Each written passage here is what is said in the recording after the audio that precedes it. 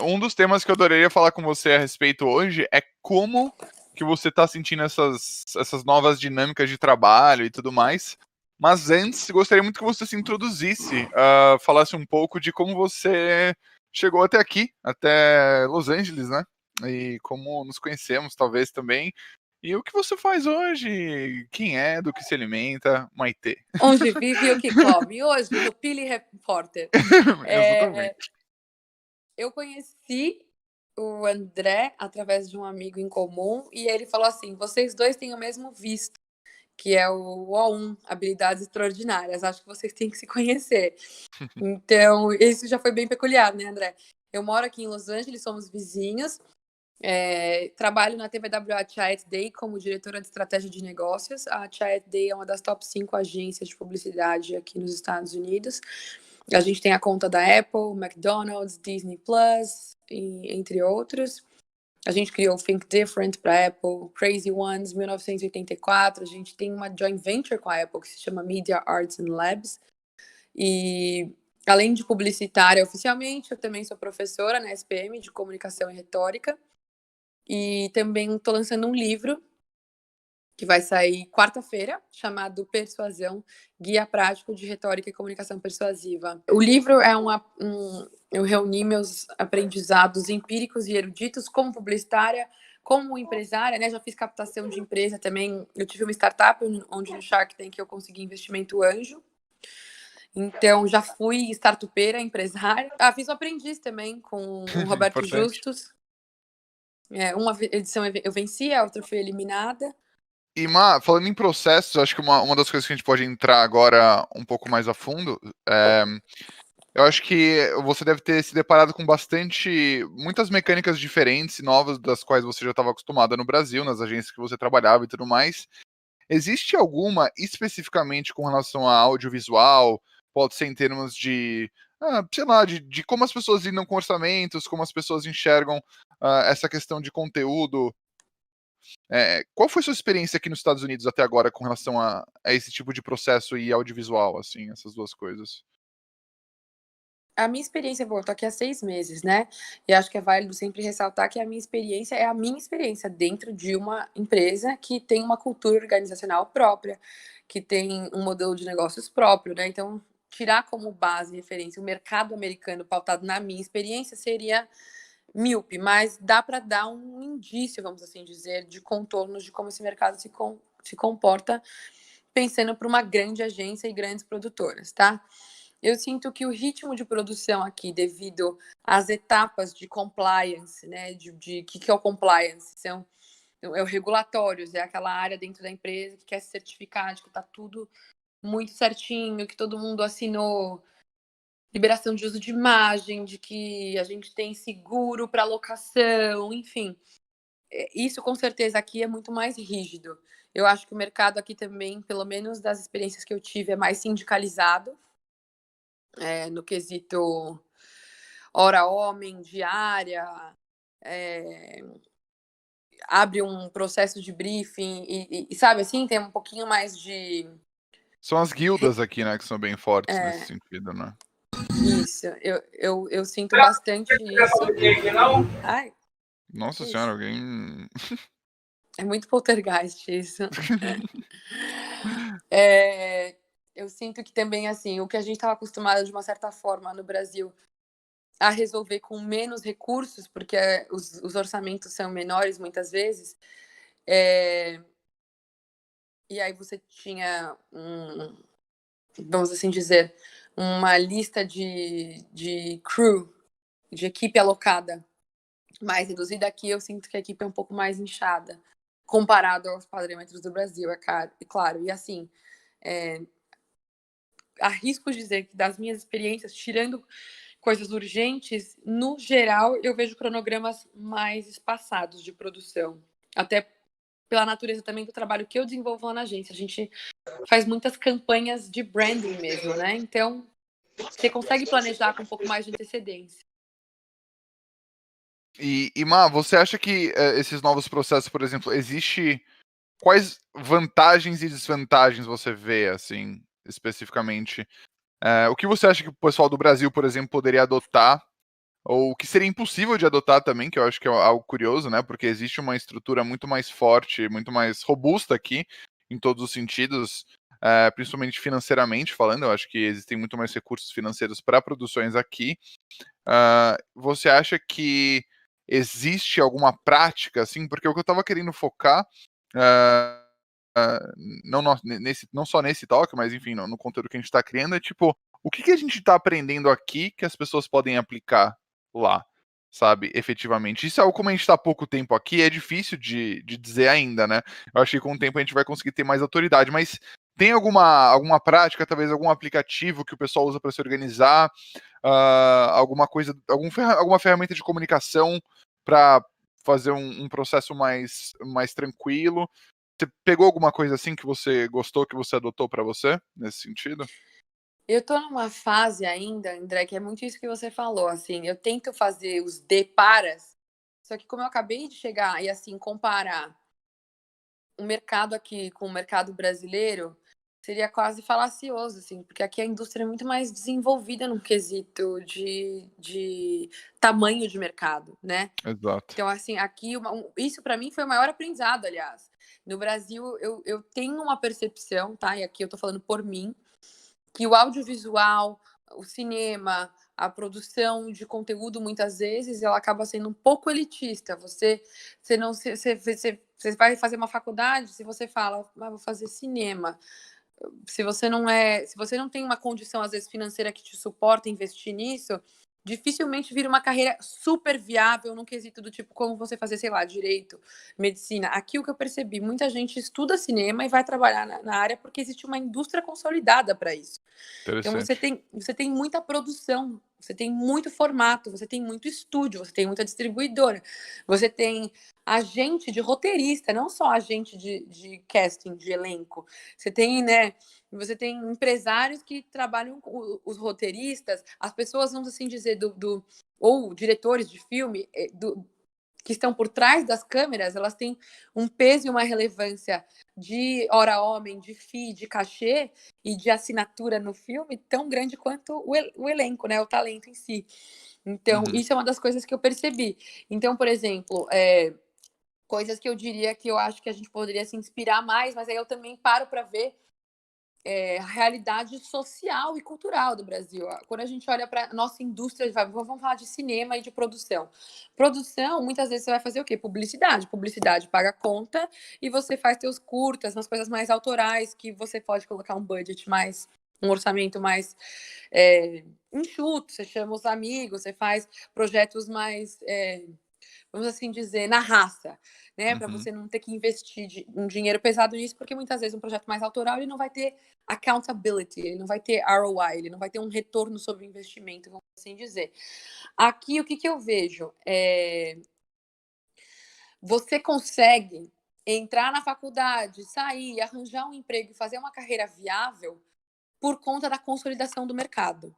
E eu tô falando de aqui Hollywood, aqui Los Angeles, entendeu? A É. indústria é muito bem desenvolvida. Você não precisa. E qual que é o maior reflexo que eu vejo disso? Como o produtor executivo aqui é protagonista, muitas vezes até mais do que o diretor de filme na condução dos processos, e no Brasil é o contrário. Porque aqui o filme ele é um projeto que tem que trazer retorno financeiro. Ele tem que vender licenciamento, ele tem que vender, fazer bilheteria. Você tem uma visão de negócios aplicada para o audiovisual muito mais forte do que eu via no Brasil, onde era, a gente ganhou um prêmio, a gente inscreveu no festival tal, a gente, né, que não Uhum. necessariamente se reverte em dinheiro. Então, eu arriscaria dizer que se a gente pudesse, de alguma forma, trazer um pouco mais de accountability, de ROI, de retorno sobre investimento das produções, na lógica dessas produções, para o nosso cinema, de alguma forma, a gente conseguiria, talvez, ver um fomento dessa indústria de fundos querendo investir no audiovisual enquanto linguagem e mercado para que a gente tivesse retorno. Quem faz isso no Brasil? O BTG Pactual, ele criou um fundo chamado Pegasus. Eles investiram, por exemplo, numa produtora chamada Los Bragas, que é da Alice Braga, e não, da Rita Moraes, que é irmã da Alice Braga, perdão. Eles fizeram aquela série Samantha pro Netflix, fizeram a do Condzilla, eles estão fazendo bastante série. E eles receberam investimento por quê? Porque esse fundo Pegasus, ele vê o investimento no audiovisual como um investimento numa startup, como um investimento no mercado imobiliário. Eles colocam dinheiro lá para ter um múltiplo de um retorno. Então, eu vejo algumas iniciativas mais parecidas com o que a gente vê aqui em Hollywood acontecendo no Brasil, mas ainda acho que elas são mais isoladas. Sinto um pouco que muito da nossa produção audiovisual não tem esse viés mais mercadológico de franquia, de licenciamento, de streaming, de bilheteria. Ainda é uma coisa muito autoral. O que eu não estou dizendo que é bom ou ruim, porque eu acho que é bacana também. A gente consegue ter uma liberdade editorial muito boa quando a gente não tem esse tipo de strings attached, mais mercadológico, né? Você pode... Né, talvez muitos filmes mais denúncia ou críticas, eles não aconteceriam se a gente tivesse só focado nessa visão mais mercadológica. Eu não acho que é nenhum nem o outro. Mas me surpreendeu bastante o quanto as pessoas aqui olham para o cinema e para o audiovisual como um investimento, um múltiplo, sabe? Andrezão, Opa, diga, meu desculpa, querido. queria interromper. Eu acompanho Claro. a Maitê já tem um tempinho e Olha eu lá. queria fazer uma pergunta pra Maitê. Por favor. É por Marcelo Quem tá Lobo. falando? Marcelo Lobo. Oi, Marcelo. Ô, Marcelo, eu tudo falo com bom? você no Stories. Sim. Eu sei quem você é. Então, é porque eu queria, entre aspas, me intrometer, porque eu acho que tem uma coisa que você falou no outro dia numa live que, pra acrescentar, que tem a ver justamente com a questão cultural, também da diferença de abordagem que você pode ter nos Estados Unidos de uma maneira muito mais. Você fala muito melhor sobre isso, mas assim, a questão toda cultural que vem da nossa criação, aquela coisa católica que você mencionou também na live. Acho que seria interessante você também compartilhar essa parte, porque eu lembro que isso realmente é um fator determinante. A maneira que o americano se posiciona, ou como a gente pode se posicionar, é bem diferente de como a gente aqui no Brasil é visto. Se a gente se posiciona, às vezes, de uma forma a mostrar nossos louros, né? Queria que você falasse sobre isso, se possível. Sim, eu e o André, a gente até falou sobre isso recentemente, assim, como a abordagem aqui no mercado americano, ela é muito mais Direta, talvez. vamos ser eufemista, direta. O que pra gente poderia ser considerado, assim, uma pessoa que tá sendo arrogante ou até mesmo ostensiva. Essa colocação, Marcelo, que você fez, eu sei qual live que foi, onde eu estava falando sobre a diferença da cultura do Brasil e dos Estados Unidos, olhando por um viés histórico de colonização. É bem nerd isso, mas já que você trouxe à tona, eu acho que dá pra gente fazer um paralelo sim, tá? Com a indústria do audiovisual. Por quê? A gente, no Brasil, foi colonizado por Portugal, né? Que tem como herança a religião da Igreja Católica Apostólica Romana, que, de uma certa forma, sempre tratou o trabalho, isso não sou eu que falo, tá? É um cientista político chamado Max Weber, que escreveu um livro chamado A Ética Protestante e o Espírito Capitalista. Ele diz o seguinte: os católicos se relacionam com o trabalho de uma maneira diferente que os protestantes. Os católicos tendem a ver o trabalho como um castigo. Então, você olha Portugal, você olha Espanha, você olha os países que foram colonizados por Portugal e Espanha, no caso, na América Latina, o Brasil é um deles. Tanto que esse historiador e essas pessoas que estudam isso até falam: olha só, a gente tende a, tipo, fazer a siesta, por exemplo, no meio do expediente. A gente não tem essa relação tão hustler nessa pegada que ele coloca, comparado ao protestante, que vê o trabalho como uma forma de prosperar através das suas riquezas, enquanto o católico vê o trabalho como um castigo. Mais do que uma bênção, é uma coisa do tipo assim, segundo esse cientista político e sociólogo, a ética protestante, ela nasce de mãos dadas com o espírito capitalista, porque o neoliberalismo, o liberalismo, ele fala muito do indivíduo. E o indivíduo é o self, essa proposta mais meritocrática, entre aspas, essa proposta de você trabalhar e prosperar através da sua contribuição, do quanto você se dedica, do quanto você é bom, do quanto você prospera. E se você é bom e você prospera, é porque Deus gosta de você. No catolicismo, ele fala que a visão seria mais ou menos assim. Trabalha, ninguém mandou você comer a maçã e ser expulso do Jardim do Éden. Quem sabe depois que você morrer, você vai gozar de algum tipo de prosperidade no céu ou no inferno. Então, a Igreja Católica, até para, se você parar para pensar historicamente falando, ela serviu muito para controlar a população. Se você olha, tipo, Idade Média, etc., você não tinha essa mobilidade social. Você nasceu um plebeu, você vai morrer um plebeu. Você nasceu nobre, você vai morrer nobre. Então, esse discurso do tipo pós-vida você vai prosperar fazia sentido até para sustentar essa narrativa. Quando surge a igreja protestante, aí você olha lá, desde do Lutero, os calvinistas e etc., ela surge muito na busca de questionar os dogmas da igreja católica e falar, peraí, por que é pecado o lucro? Porque você começa a ver o surgimento da burguesia. A burguesia surge depois ali Revolução Francesa, e a burguesia fala, por que é pecado prosperar? Porque a burguesia não é nem nobre nem plebeia. Então, ela está diretamente atrelada ao espírito capitalista, por isso que é o que o Max Weber fala. Olha para os Estados Unidos, um país que foi colonizado pelos britânicos, que foi o berço da igreja protestante. Né? Aqui você tem muita igreja protestante, muito mais até do que igreja católica. Então, esse cientista político fala isso, que o americano se relaciona com mais facilidade com as dinâmicas de trabalho por conta dessa herança da colonização e da religião que, de alguma forma, culturalmente moldou o espírito, vamos assim dizer, do trabalho aqui. Então, isso não sou eu que falo, é ele, tá? Onde que eu vejo isso na prática aqui? Esse é o meu preço. As pessoas são um pouquinho mais assertivas na hora de falar de trabalho. Não é tabu você falar de preço. Não é tabu você falar do quanto custa. Não é legal, inclusive, assim, eu estava falando isso com o André esses dias. Aqui, se você fala assim, eu consigo fazer só por X mil dólares. Ninguém valoriza muito isso. Pelo contrário, parece que é o contrário do Brasil. Quanto mais caro, melhor, sabe? E tem a ver também, óbvio, com uma questão social. Aqui a moeda deles é mais valorizada do que. Então, eu percebo muito isso. No Brasil, a gente tem vergonha um pouco. Falar de dinheiro é um tabu. Cobrar um orçamento pode ser visto como caro.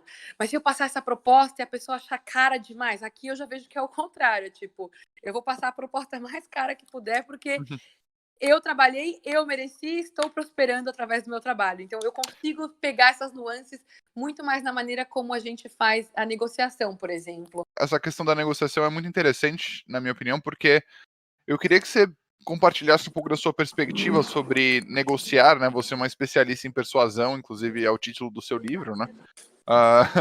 Eu queria que você explicasse um pouco dessa diferença, se você de repente tiver algum exemplo prático, porque muitas vezes eu acredito que a gente se depare, existe, né, a questão do Brasil, assim, de dar o desconto, né? Então, você dá um valor pro cliente, ele falou, putz, eu não posso. Aí você vir com desconto depois que ele falar que ele não pode, isso é uma coisa assim, eu acredito que os americanos encarem como uma ofensa, porque por que você não tá dando esse desconto em primeiro lugar? Sabe? Por que você não foi transparente o suficiente e fala qual que é o valor do seu serviço? E é sim ou não, entendeu? Eu acredito que não tem muito. Existe uma transparência muito maior, existe uma tolerância muito menor com relação a esse vai e vem de preços. Pelo menos é a minha percepção. Como é que é para vocês? Quando eu paro para pensar nisso, assim, eu vejo que talvez, e aí são inferências, tá? Uma coisa que a gente não pode esquecer é que o Brasil é um país muito mais desigual do que os Estados Unidos em concentração e distribuição de renda, tá? Então, o dinheiro é um tabu no Brasil, muito além da questão da colonização histórica, mas porque muita gente tem muito pouco, né, e pouca gente tem muito. Então, nesse quesito, quando você olha para a Califórnia, não que a gente não tenha problemas de gestão de política pública aqui, ou de pessoas em situação de rua, existe sim uma concentração de renda que não é 100% justa, vamos assim dizer, igualitária, mas os contrastes são muito menores, né? Então, por isso talvez o dinheiro em si ser menos tabu. Então, quando uma coisa que eu percebia sempre negociando no Brasil você passa exatamente um preço 20% maior, porque você sabe que a outra pessoa vai pedir o desconto, e aí você meio que já fala assim, olha, o máximo que eu consigo fazer é XYZ. Da minha pouca experiência negociando aqui, uma coisa que eu percebi geralmente as pessoas colocam mais straightforward, mais direto ao ponto, o que elas têm, né, o possível e até onde elas podem chegar. Menos assim, vamos assim dizer, o tempo aqui é um ativo muito valioso para os americanos, em vários quesitos, desde de tolerância de atraso em reunião, até mesmo o quanto tempo eu vou levar nessa negociação. Eles querem fazer o mais rápido possível, porque em vez, se eles conseguirem resolver em 30 minutos em vez de 2 horas, é o que eles podem fazer. Enfim, empregar esse tempo de outra forma. Então eu sinto que talvez eles tendam a ser um pouquinho mais direto ao ponto, até por uma questão de assertividade. Então é difícil dizer, André, assim, se é cultural, se é o que é. Uma coisa que eu senti de fato, até negociando mesmo a minha vinda para cá, salário, etc., foi muito fluido. Eu disse Certo. A, eles disseram B, você topa C? Sim. Sim, sim, não, não, ok. Sabe um fluxograma? Show de bola. O Adriano fez uma pergunta para você. Ele é professor também, e como professora, há livros, cursos, aplicativos que facilitam sua vida docente? Ou que tenha talvez feito algo mais eficiente no planejamento ou no desenho das aulas? Para o desenho das aulas em si, eu sou meio old school. Eu Papel e leio os caneta. livros, eu leio todos os livros que eu gosto e aí eu monto a bibliografia antes de começar o curso. E através da bibliografia eu vou pensando nos módulos, assim, mas muito, muito freestyle. Eu uso mais aplicativo para o meu trabalho mais assim dentro da agência mesmo, tipo Trello, Monday.com, dependendo, Slack às vezes para comunicação. Eu confesso que mesmo trabalhando com tecnologia e inovação, eu adoro uma to-do list, um caderninho, uma caneta, assim. O fato curioso, a Maitê prefere livros tradicionais, né? Não os digitais. Eu gosto de pegar livro. Pessoal, Felipe, posso fazer uma pergunta aqui? Claro, Diego, por favor, cara. Opa, tudo bom? Maitê, tudo bom? Tudo bem? Maitê, uma pergunta que me surgiu assim, que às vezes a gente fica muito nos players pequenos e nos players grandes. Eu queria saber os players do meio, porque a gente já sabe que você tem uma carreira e que você mirou nos grandes players, você trabalhou com os grandes players, e eu queria saber como que é negociar com os players médios, sabe? Aqueles que não tão pequenos, mas também não chegaram lá. E eu queria saber qual que é a dificuldade, qual que é a diferença e a dificuldade de negociar com players grandes e players médios. Boa, ótima pergunta. Qual que é o seu nome? Diego Vilas Boas. Diego, gostei da sua pergunta. Cada Obrigado. negociação é um processo de comunicação, né? Você tem você e a pessoa do outro lado da mesa. E a gente tem que chegar num denominador comum que seja de ganha-ganha para ambas as partes. Quando você está falando de um player que é grande, que é consolidado, muitas vezes ele pode ter um poder, vamos assim dizer, invisível nessa negociação maior devido a prestígio, consolidação do mercado, ou seja, se ele é um player grande, ele compra em volume, então ele começa a ter preferência no mercado para negociar. Ele pode virar para você e dizer, eu vou te pagar em 60 dias, 90 dias, quem nunca passou por isso? Né? Quem nunca pegou um job, foi lá, fez, e o cara te disse, eu já fui freela, né? Eu tenho a minha empresa de consultoria, que hoje eu não atuo mais, mas eu já fiz muita consultoria. Então, quando eu negociava com empresas grandes, era nos termos deles, muitas vezes. Vou te pagar em 90 dias, você tem que emitir nota assim assado, você tem que preencher o cadastro do compliance, você tem que ter no mínimo XYZ, porque as normas do global, né, consideram isso. Então, é um processo mais engessado e que geralmente, se você não tem tanto poder de barganha, você acaba cedendo mais, flexibilizando mais algumas condições, porque você quer colocar no seu portfólio que você trabalhou para a marca tal, porque você vê aquilo também como um ganho indireto para você, seja no seu reel, seja no seu portfólio, seja de aprendizado, experiência, ou como um jeito de começar trabalhando e depois pegar projetos maiores, tá? Quando você está falando com um player de pequeno e médio porte, você consegue traçar uma dinâmica hegemônica de mais isonomia, ou seja, o que você põe na mesa e o que outra pessoa põe na mesa está mais ou menos na mesma condição. Então, você consegue flexibilizar mais e dizer, olha, geralmente a pequena e média empresa ela é menos engessada na questão de compliance e de financeiro. Então, você consegue flexibilizar isso. Você consegue fazer 45% antes, 55% depois da entrega do conteúdo. Você consegue, né, flexibilizar mais algumas cláusulas e condições contratuais. Então, eu diria que quando você está negociando com um player médio, você consegue ter mais autonomia e liberdade para propor soluções. Quando você está negociando com uma multinacional, uma empresa gigantesca, muitas vezes é o famoso pegar ou largar. É claro que você tem que ter noção de entender contexto. Muitas vezes você acaba se sujeitando a uma condição que nem sempre é ideal, porque você acabou de lançar a sua empresa, você quer entrar lá dentro, você quer, de alguma forma, montar portfólio, mas quando você for se consolidando, aí você pode começar a colocar os seus termos também. E não ser arrogante nem nada, mas agir em pé de igualdade. Dizer, olha, vamos fazer uma coisa que seja ganha-ganha e não ganha-perde, né? Então, acredito muito que é você conhecer a sua audiência, conhecer seu interlocutor. Entender se o foco dos caras nesse ano é em quê, para quem, como que é a cultura organizacional daquela empresa. Eles são mais agressivos, tipo Ambev, que tem uma cultura mais vendedora e de campo e de trade marketing, ou uma empresa de tecnologia que valoriza mais processo e um fluxo mais if-elses das coisas, mais estruturado.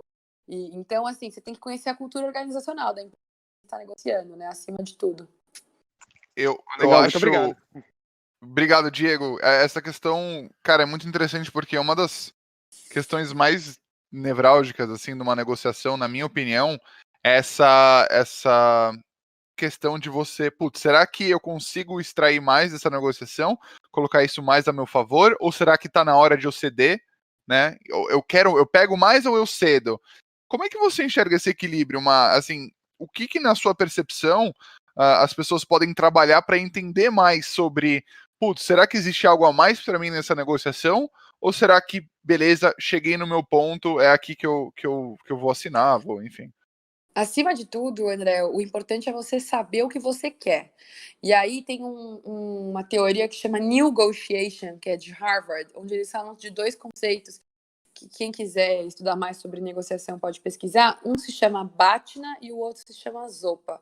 O BATNA é o Best Alternative to Negotiated Agreement, que é o famoso plano A, plano B. O que eu quero? O que eu topo?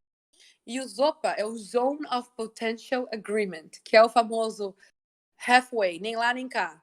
Eu vou ceder aqui, mas eu preciso que a outra parte ceda dali, para que a gente não tenha uma descompensação. Então, é claro que tem linhas da negociação que são mais, por exemplo, o Chris Voss, que é um cara muito legal também, ele era um dos top agentes do FBI de negociação de reféns.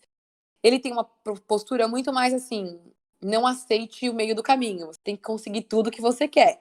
Porque ele fala, eu negociava vidas, eu não tinha como dizer assim, libera meia criança, libera, né, eu tava negociando uma vida de um refém, de um terrorista, eu tinha que negociar todo mundo vivo. Se uma pessoa morresse na negociação, já não tinha tido sucesso.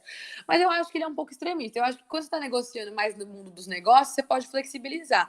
Então, sempre que você for para uma reunião e sentar para discutir, antes de ir para essa reunião, eu sei que é uma coisa que pode parecer óbvia, mas, por exemplo, quando eu fui fazer meu pitch no Shark Tank, eu sabia qual que era o meu BATNA. O meu BATNA, eu fui pedindo 150 mil reais por 15% da minha empresa. Eu sabia que meu BATNA era 35%. E foi o que eu fechei com a Camila Farani. Por isso que eu fiz uma contraproposta para ela. E eu soube ler ali na hora que todos os tubarões que me disseram não, ela foi a única que hesitou. E mesmo dizendo não, ela falou que estava meio balançada. Então eu disse, olha, eu vou fazer minha proposta para ela. Então eu fiz uma contraproposta para Camila Farani. Eu acho que tem que ter um pouco de leitura de contexto e situação. Então, assim, muitas vezes você vai chegar para uma negociação E a pessoa vai começar a te dizer que eles estão passando por um momento de crise, que eles demitiram metade do departamento. Às vezes pode ser blefe, às vezes pode ser verdade.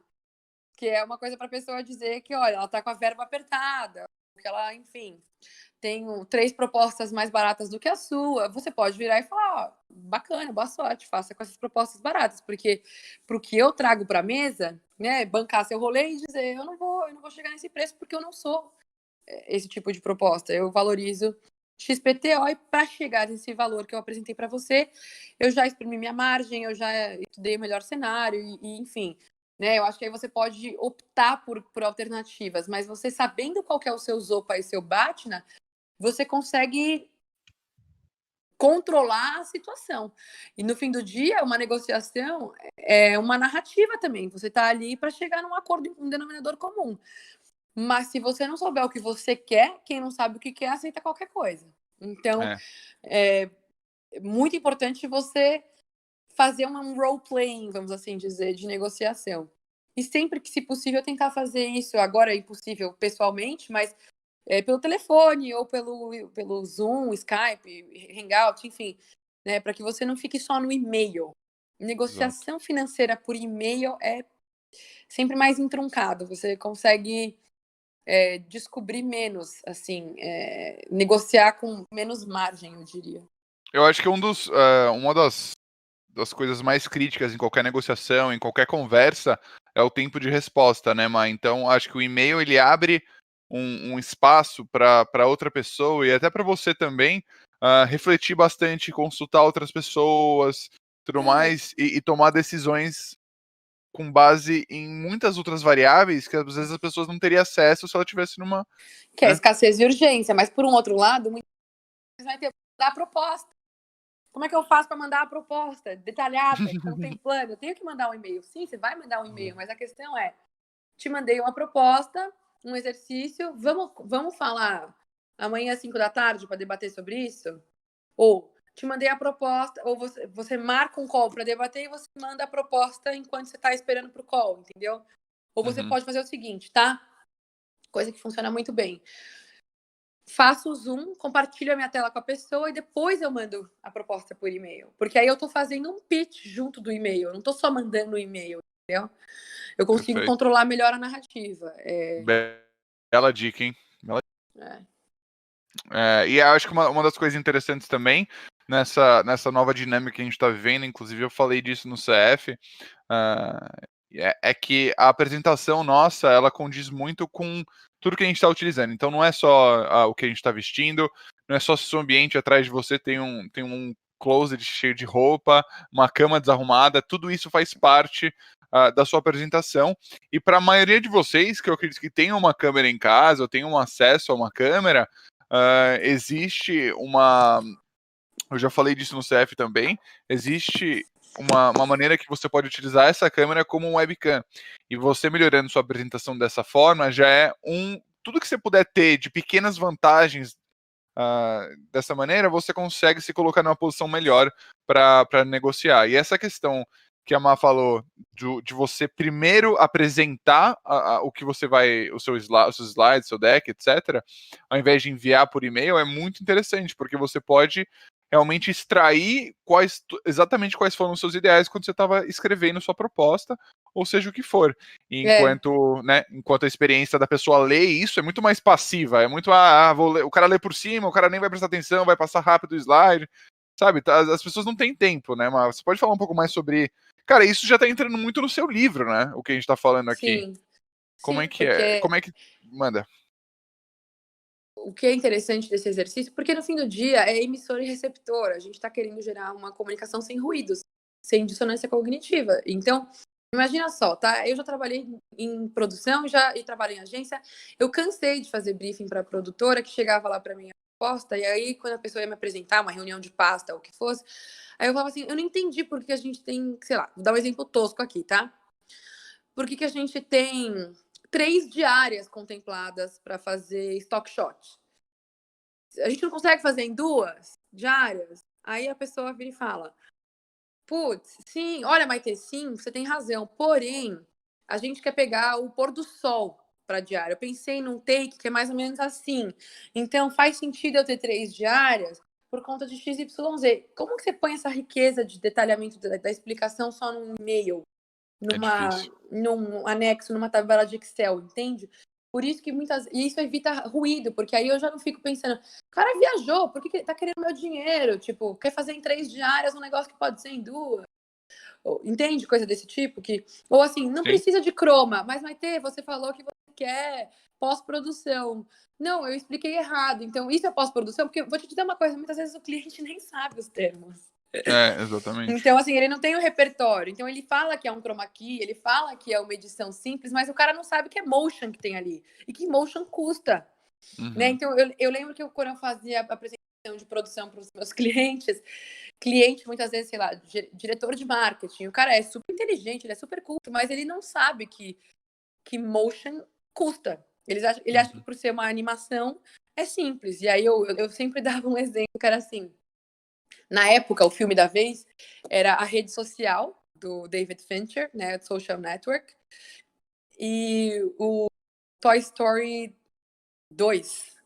E eu lembro que eu dizia assim, você sabia que o Toy Story 2 foi 5 vezes mais caro para produzir do que a rede social? Que eu queria mostrar para o cliente que, olha, é uma animação, mas a animação também custa.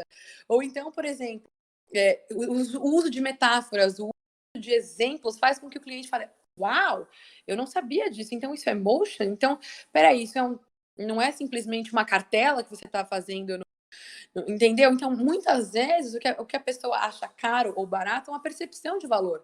Quanto mais você tangibiliza o processo para ela, sem ser do tipo, legal, esse problema é seu, você que resolva, você que lute, né? Mas quanto mais você consegue tangibilizar para ela o processo, o trabalho envolvido, os custos disso, e olha, sim, mas eu estou usando esse tipo de equipamento, eu não estou usando uma, sei lá, 5D, eu estou usando uma ARRI, não sei das quantas. O cliente fala, tá, mas e daí? Sabe o filme tal? Sei. Então, ele foi inteiro filmado com esse tipo. Olha a diferença aqui, ó. E aí, na apresentação, você consegue tangibilizar isso para ele. A pessoa fala, uau, consegui a diferença. Agora, num e-mail, num anexo, como que você consegue vislumbrar isso tudo, né? Fica difícil. Então, eu sempre gostava de fazer reunião de pasta mesmo, em loco, mostrar as referências, mostrar as credenciais e só depois passar o orçamento. Não, tá Porque aí certíssimo. eu já colocava a pessoa na mesma página, entendeu? Senão, o que ela faz e pega? Ela pega o teu orçamento, eu vou te dizer como é que é, principalmente se é uma empresa grande, e vai mandar para o cara do departamento de compras. E o cara do departamento de compras se importa menos ainda se você está usando o que é que, o que você está fazendo. Para ele ver tudo como commodity, porque ele é o cara de supply chain, ele é um cara de compras, ele está ali tradando, ele está ali negociando, ele vai espremer sua margem. O job description dele é conseguir o melhor preço. Então, se você não tem um cara lá dentro comprado, falando pro cara de compras, fecha com a Pili, porque ó, eu vi o rolo dos caras e eles são realmente superiores a esses outros que estão aí, o cara vai olhar só para número, entendeu? Eu acho que isso é uma questão interessantíssima. Eu acho que até existe um espaço para você usar essa autoridade um pouco dessas comparações. Por exemplo, eu coloco na minha apresentação, o pessoal do CF tem acesso à questão da certificação no DaVinci Resolve, certo? DaVinci Resolve eu explico que é o software padrão que usam em Hollywood, entendeu? Então o cliente já chega, pô, usam isso em Hollywood, o cara tá usando o que usam em Hollywood, então o cara tem um conhecimento similar a quem está em Hollywood, sabe? Então eles começam a criar essa associação e você só ganha mais com isso. Eu tô vendo muitas perguntas, pessoal, de como vender o produto, perguntas a respeito de bibliografia, e eu acredito que muitas dessas perguntas a Mente cubra no livro dela, né, Márcia? Você pode falar um pouco mais especificamente do seu livro e o que você fala a respeito nele? Sim. O livro são 124 páginas que compõem o livro. É um livro fácil, fluido, acessível. Você consegue ler em 2 horas, 3 horas no máximo. Ele é uma introdução à retórica e à comunicação persuasiva. E ele tem capítulos de pitch, por exemplo, onde eu falo exatamente sobre como fazer uma apresentação, e aí eu mostro desde slides até mesmo aplicativos que você pode usar para fazer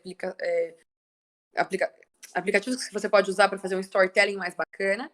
E eu tenho a parte introdutória mesmo da retórica, que é A retórica aristotélica, inspirada no livro homônimo do Aristóteles, onde eu ensino a construção de discurso persuasivo. O discurso persuasivo nada mais é do que a arte do bem falar com a finalidade do conhecimento. Então, você está fazendo um pitch de um projeto, se você está fazendo um pitch da sua empresa, se você está fazendo um pitch de um roteiro, se você está fazendo seja lá o que for, hoje no nosso Instagram, a gente está fazendo um pitch da gente mesmo, do nosso serviço, da nossa empresa, né? A gente, de alguma forma, está persuadindo e influenciando, porque persuadir é influenciar seu microcosmo, suas relações de trabalho, suas relações pessoais.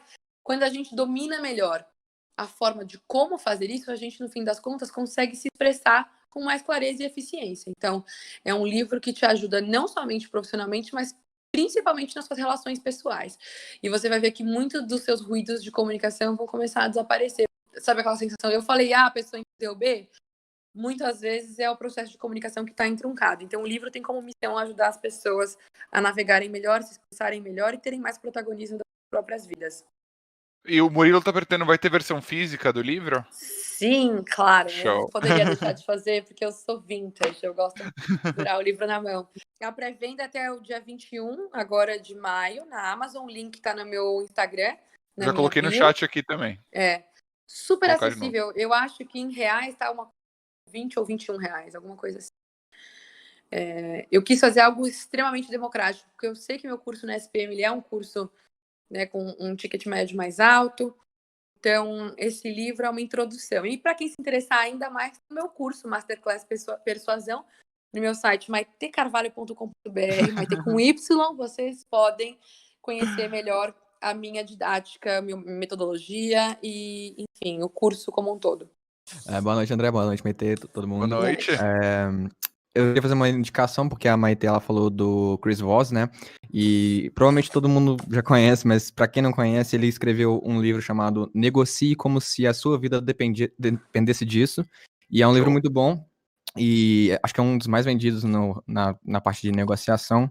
E eu tenho uma pergunta para Maite, que é sobre o que ela falou lá atrás dos players grandes, sobre o portfólio e tal.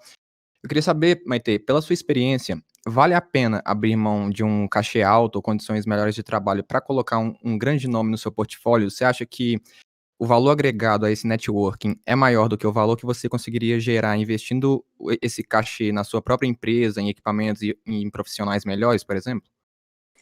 Que pergunta! Olha, é a famosa pergunta sem resposta. Eu acredito assim, eu já fiz muito freela em troca de visibilidade. Hoje eu não faço mais, tá? Porque eu acredito que eu já me consolidei de alguma forma no meu trabalho e essa conta não faz mais sentido. Agora, quando eu tinha boleto para pagar e eu precisava, assim, não que eu não tenha hoje, aliás, eles continuam chegando só que em dólar. Mas quando a gente tá lá com os boletos vencendo, a gente tá lá do tipo, não queria pegar esse job aqui que é um filme institucional para a padaria da esquina do bairro que eu moro. Eu queria estar fazendo uma campanha para Audi, sei lá. Todos queremos, mas assim, entre o que a gente ambiciona e o que vai pagar nosso mês, já fiz muito job daqueles que eu falo, gente, isso nunca vai aparecer no portfólio para pagar boleto. E tá tudo certo com isso, gente. É noção e sobrevivência.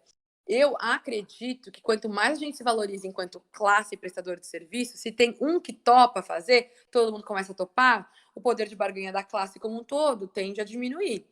Então, de uma certa forma, não tem certo e errado nisso. Você tem que ponderar e ver qual que é o seu momento de vida, o momento de vida da sua empresa. Quando eu pegava mais freelas, assim, era mais no começo onde eu queria, por exemplo, vou te dar um exemplo meu, tá? Palestra. Muita gente me pede palestra de graça. Muita gente mesmo. Eu não vou dizer que eu nunca fiz. Mas, por exemplo, quando é a Feira Brasileira do Varejo, no IMB, onde eu sei que eles estão cobrando ingresso, eles estão vendendo patrocínio, e todos os palestrantes que estão lá, Natália Arcúrio, Gustavo Cerbasi, estão ganhando cachê, eu quero cachê. Porque eu entendo que eles estão lucrando o suficiente para tal. Quando é a empresa de um amigo meu, que é uma startup, que está começando agora, mas eu acho bacana, porque eu quero... E eu uso eu vou sem cobrar o cachê, mas eu uso para testar uma palestra diferente, eu uso para poder, como uma experimentação mesmo, para mim e das minhas metodologias. Então, eu acho que se você encarar esses jobs no pro bono como uma chance de experimentar ou para construir um portfólio, mas visando um longo prazo, e você tiver uma situação financeira que te permita fazer isso, eu acredito que dependendo do estágio que você está de maturidade na sua carreira, da sua empresa, eu acho que possa fazer sentido sim. Eu já fiz também palestra de graça quando eu falava, quer saber? Eu não vou ganhar cachê, mas esse evento vai ter um monte de investidor de startup. Eu vou lá porque eu quero falar com essa plateia. Me interessa, eu quero que eles conheçam o meu produto. E depois você termina a palestra e você troca cartão com um monte de gente que é lead qualificado, vamos dizer. Então eu tinha a minha agenda ali.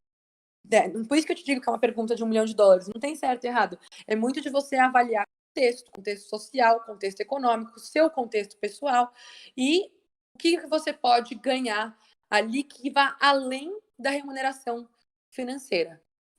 Muitas vezes, quando eu cedi a remuneração financeira, que é justa e legítima pelo seu trabalho, foi pensando que eu poderia ganhar algo que não necessariamente fosse uma recompensação de dinheiro em si, mas um networking, acesso, oportunidade ou portfólio. Então, aí vai muito do seu momento de discernir. Entendi. Pô, mano, obrigado. Que resposta. Imagina. Uma bela resposta. E só um complemento ao que a Emma falou, justamente mais específico para pessoas no mercado audiovisual. É muito interessante para esses trabalhos pro bono que você retenha o controle criativo do corte final. Então, você tem esse controle porque, como você não está sendo pago, você tem o direito de extrair mais disso, mais dessa experiência, né, do que se você estivesse sendo contratado. Então, Bingo! fiquem espertos. Né? Queria até complementar isso que o André falou. Uma vez, uma grande empresa, que eu não vou dizer o nome, a pessoa que me chamou para dar uma palestra lá era para um grupo de liderança C-level dessa grande empresa, grande, assim, multimilionária. Falou, Maitê, a gente está fazendo a Semana da Inovação aqui, seria tão legal. Eu, pessoalmente, gostava muito dessa pessoa. É uma pessoa que na minha carreira já me ajudou. Tem isso também, né? Às vezes, a gente sempre tem aquelas pessoas que a gente está devendo uma e que devem uma pra gente. Eu falei, esse cara já me ajudou tanto no passado, em outros contextos, eu vou lá quebrar esse galho para ele e vou dar essa palestra, porque eu gosto muito dele como pessoa, e uma mão lava a outra. Quando foi chegando a data da palestra, ele começou assim, você pode me mandar os slides?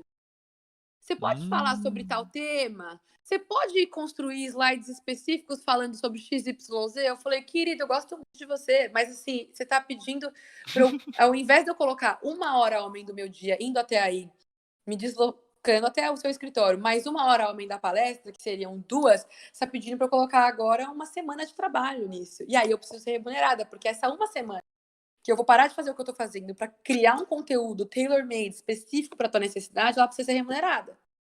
Então, eu topo fazer exatamente assim, mas aí, se eu for sem cobrar o cachê, eu vou fazer minha palestra padrão. Usar os slides que eu já tenho.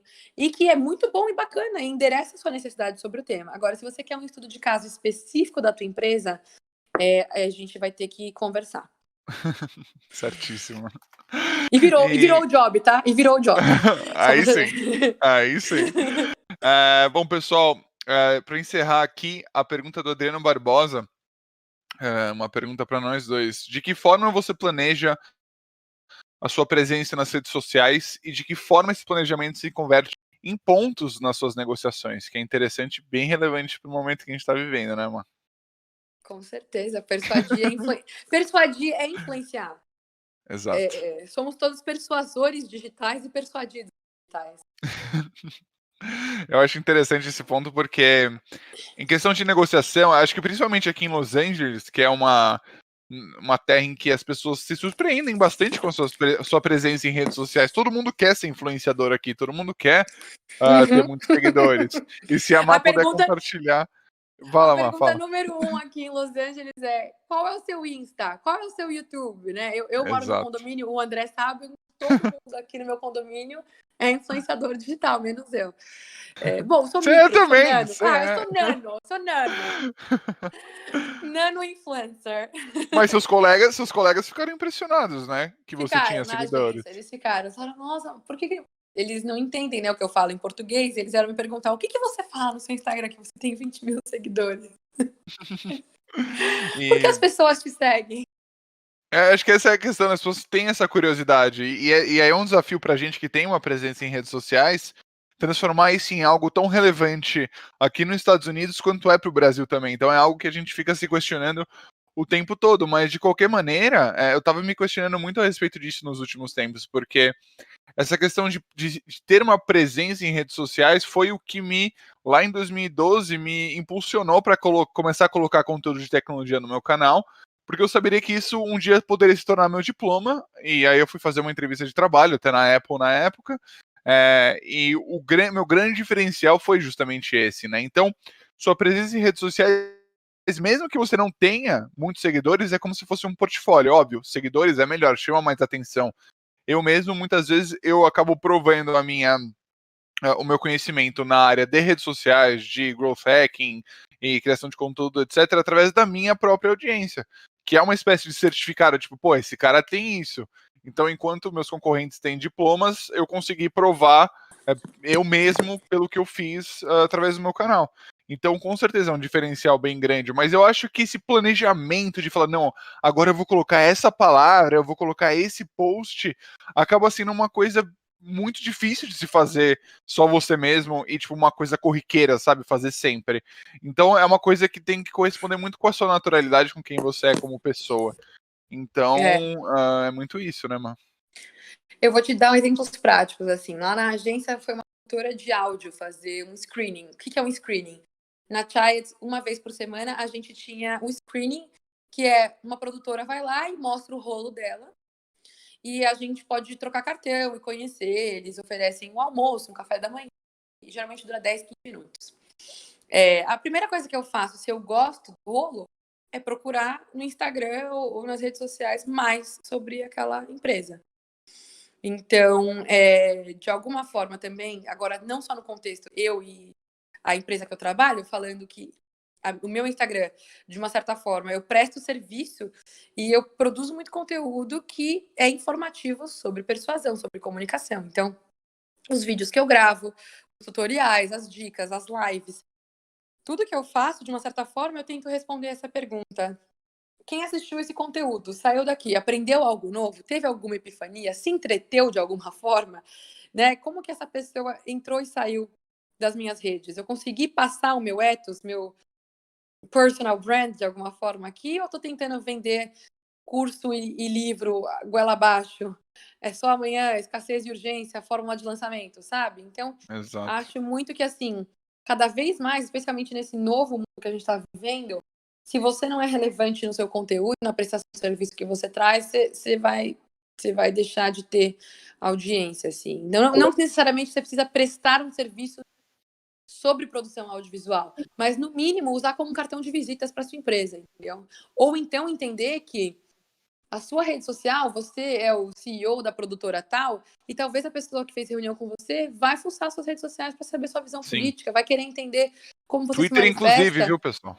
Twitter, inclusive. E não estou dizendo que isso é uma censura, tá? Não tem certo nem errado, você pode fazer o que você quiser. A questão é, você tem que bancar essa narrativa e esse rolê.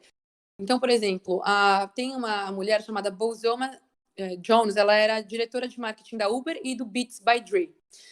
Ela usa roupas super, assim, excêntricas para dar palestra. Então, no South by Southwest, uma palestra dela que eu vi, ela estava usando um macacão de... Sabe aquelas bolas de disco? E ela é diretora de marketing, sabe?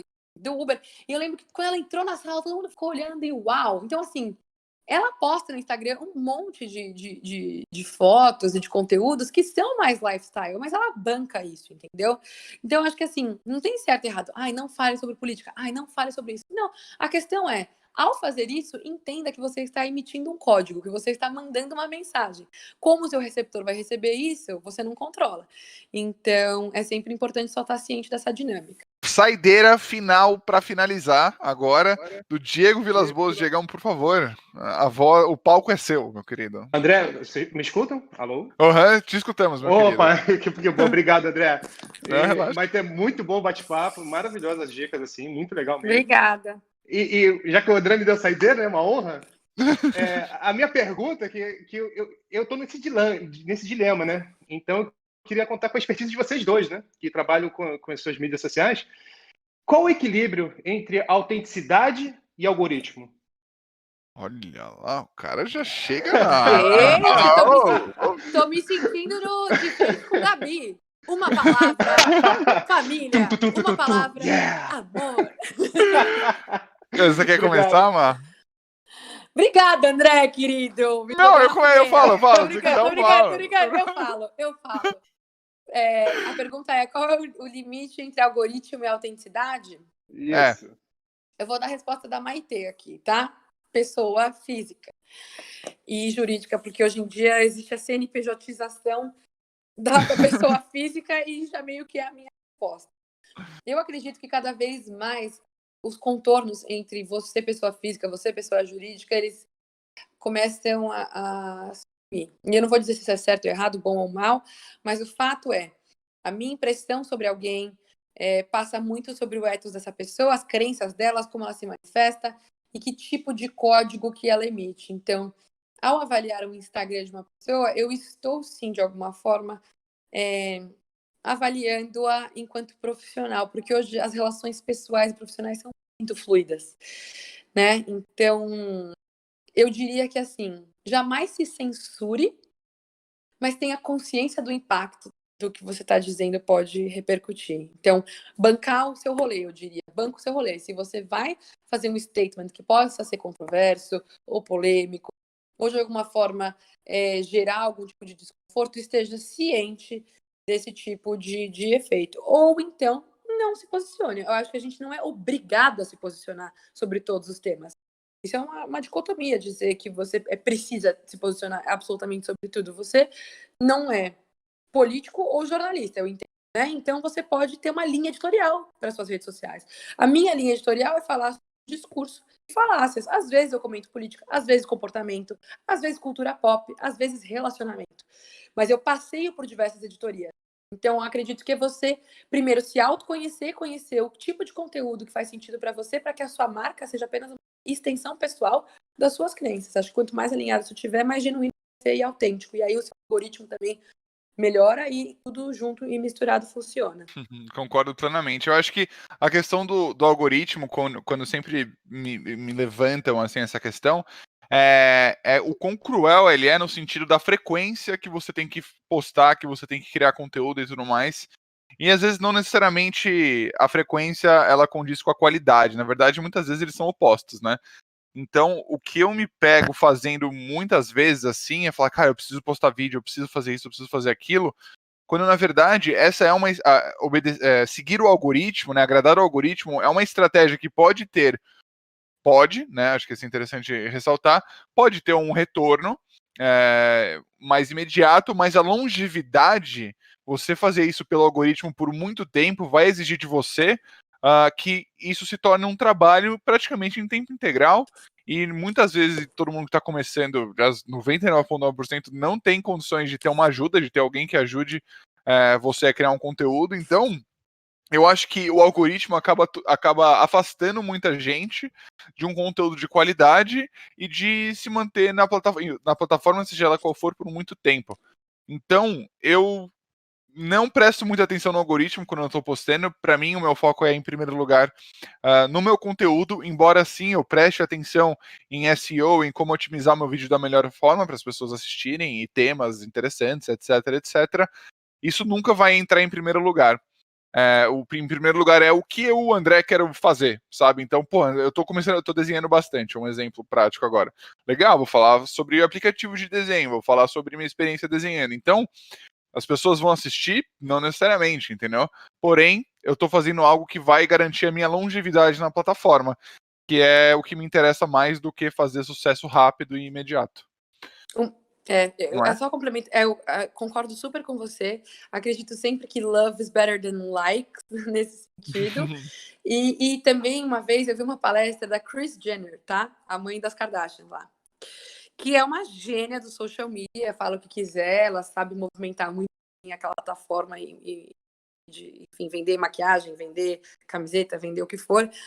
E uma vez ela fez uma palestra naquele YouTube Brandcast, eu acho que foi que eu assisti, que era o seguinte, ela falava o seguinte: é muito melhor você se manter fiel à sua crença editorial, do que você gosta, e introduzir para sua audiência, correndo o risco da sua audiência não gostar e parar de te seguir, e você começar a atrair uma nova audiência, porque essa nova audiência gosta desse conteúdo que você está passando, do que você se censurar e não querer dividir um novo momento de fase que você tá, uma nova crença que você tem, pensando em como não ferir essa audiência que já gosta de você por algum tema.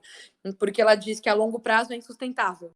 Né? Então, Exato. e eu lembro que isso ficou na minha cabeça. Ela falou, a minha audiência, com o passar do tempo, ela teve refreshes, né? E uma vez eu vi a Sabrina Sato também uma vez. Ela disse que quando ela quis se posicionar mais no público feminino, ela mudou um pouco editorialmente o conteúdo dela, mas não foi uma coisa pensada. Ela tinha, enfim, se casado, estava engravidado, e era um momento de vida que ela estava passando, então era apenas natural que ela acabasse também, de uma certa forma, endereçando esse tipo de assunto. Então, é uma relação muito dialética, né? Má, olha, não tenho como te agradecer, sua presença aqui é uma aula para todos nós. E, cara, obrigado de verdade. É sempre. O pessoal amou, assim, pelos comentários que eu tô vendo aqui Onde que eu no vejo os chat. comentários? Aquela... Tem no. Ó, pessoal, comentem, por favor, na última foto da Maitê, se vocês puderem dar um pulo lá. Eu acredito que todo mundo aqui da classe. Cara, a gente tá com 100 pessoas aqui na classe hoje, mais ou menos, eu acho, sei lá, tô chutando. E o pessoal, enfim, super, super gostou do que ouviu. Você é uma pessoa muito original, consegue dar insights bem específicos que realmente tocam o que as pessoas precisam ouvir, e às vezes experiências que elas não têm, através de você, elas podem ter. E é isso que a gente procura trazer, né, para as pessoas. E é isso, Mar. Muito obrigado. Considerações finais, onde as pessoas podem encontrar seu trabalho aí, acho que pela última vez vale frisar. Fazer o jabá. Obrigada, André, pelo convite, oportunidade. É muito legal que hoje aqui eu pude, num grupo mais petit comité, falar mais sobre o meu trabalho do dia a dia. No meu Instagram eu divido sobre persuasão, comunicação, e hoje eu pude falar mais sobre a minha vida como publicitária e empresária. Então foi muito bacana essa troca, adorei as perguntas, achei que foram super precisas e pertinentes. Vou deixar meu Instagram como um canal aberto para quem tiver alguma dúvida específica, pode mandar DM que eu respondo. E meu livro tá lá no link da bio. Se você gostou e se interessou, eu vou ficar muito feliz se você gostar do conteúdo e quiser compartilhar também, tá bom? Show, Má. Muito obrigado.